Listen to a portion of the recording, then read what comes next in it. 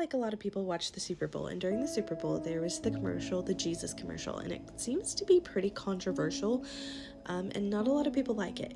I personally thought it was a great commercial, and I think it really does show what God has called us to do, and I want to talk a little bit more about it. Before I jump into John chapter 13, which is where I'm going to get some information on, this is where we see that Jesus washes his disciples' feet. I want to talk a little bit about the act of washing feet. We have to go back to Jesus' time where they are in sandy areas that could be muddy, and they're walking in sandals, and they're pretty much walking everywhere they need to go. Their feet get really dirty. It was custom for them to sit at low tables, so it was really important that their feet were clean before meals. This would be a very humbling job and kind of seen as like a lowly servant task. Jesus is choosing to humble himself and to choose something that is kind of lowly as a way to serve his people, his disciples. Okay, let's jump into John chapter 13. So before Jesus gets up and washes his disciples' feet, it is important to note that he already knows that Judas will betray him and that Peter will deny him. So people who are his followers are going to reject him. Yet he chooses to serve them anyway. Jesus isn't getting anything from this. Like, he's not gaining anything. And sometimes we are called to serve in a way that we aren't going to get anything in return. And we are called to serve people who may reject him, who may reject Christ. I'm going to directly read from the Bible, verse 12. Do you understand what I have done for you? He asked them, so he's just washed their feet.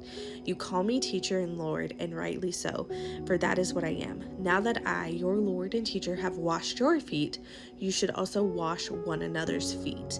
I don't think he's saying just disciples. I think he means all people, because remember, his disciples were going to betray him and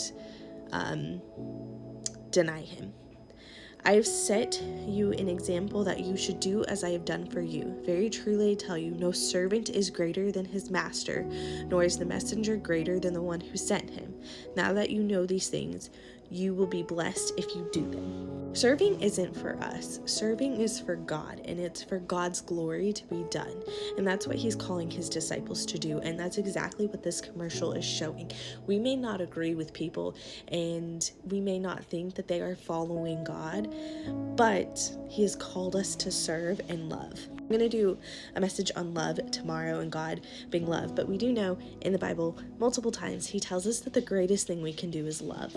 God calls us to be his hands and our feet, but he doesn't give us the authority to judge people's heart and decide where they are with the Lord. He's called us to just do what he's asked us to do, which is make disciples. And one way we can do that is by serving people and by serving those who are far from Christ, because that's who God needs to reach still. He doesn't need to reach those who are already close to him. He'll leave the 99 to find the one. If Jesus can humble himself so much so that he will actively serve people that he knows without a doubt will deny him and betray him, then we don't have the right to judge who we do and do not serve, because we don't know hearts and we don't know futures and we don't know plans. Jesus never said, judge the people and then serve them. He says to go and serve. I think the commercial was doing just that. It was showing that people who love God, who accept God, who are one with God, whose God is within us, are reaching out to those who may not know God or those who could use that love. If we want to look like Jesus, we need to act like Jesus.